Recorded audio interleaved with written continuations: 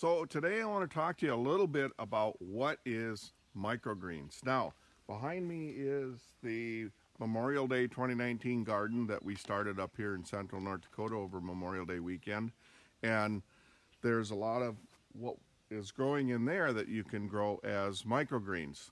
And just yesterday there was a newspaper article that came out, and this is probably going to be backward because of the way the camera's set up, but it talks about microgreens, a tiny, nutritional, easy to grow crop all year long. So, you know, if you're enjoying a garden in the spring and then it ends at the end of the year, a lot of what you enjoy in that garden can be grown as microgreens. Now, what is microgreens? So if we look at it, if we look at when that plant germinates, the first thing that comes out, of course, is the root, and it comes out and attaches to the soil or to the media or whatever the case may be for nourishment to that plant. Then from there comes out what we call the coleoptile, and that's the first sprout that comes out of the plant. From there comes the cotyledon, and the cotyledon is what produces the first two leaves of the plant generally on most plants. So they're 7 to 14 days. Some of the plants up to 21 days can be harvested at that point, and that is called a microgreen. And that is known as the most nutritious part of the growing of that plant, because that is the beginning of it, when it's grabbing everything it can for resources to start and to grow.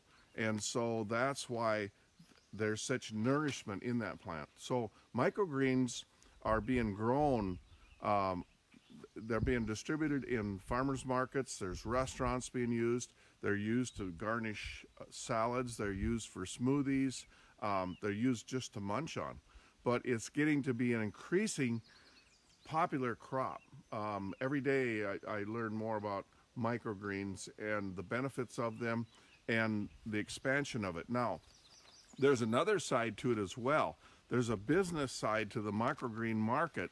I ran into an article not very long ago that talked about it's actually the highest priced legal crop that can be grown, and it can be grown upwards for $25 a pound, marketed in stores and markets, restaurants, places like that. So microgreen is a pretty exciting crop, and we're going to be talking a lot more about it. We're going to have a lot of information coming forth about microgreens. We're going to be teaching you about down the road here about there's, in the research I've been doing, I've been watching a lot of how it's grown. I'll just say that. And it's kind of interesting. I'm a farmer of over 40 years, and I've grown a lot of crops and grown, I have a method to growing.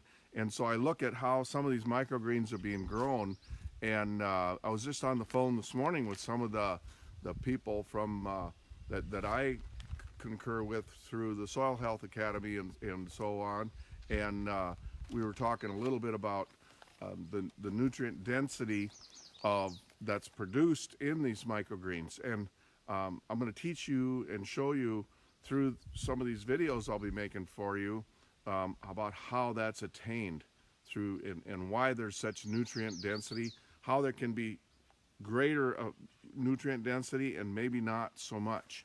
And so we're going to go through and visit that. So with that, growing microgreens, it's an interesting crop, and we're going to have a lot of fun learning more about it. So come join us. Leave us a comment at the bottom of the page here, and if you're seeing this on YouTube or on our blog or on our Facebook page, leave us a comment and tell us a little bit about what you know about microgreens and what you'd like to learn. And we'll do some more research on that, and we'll have videos for it. So with that, thanks for watching.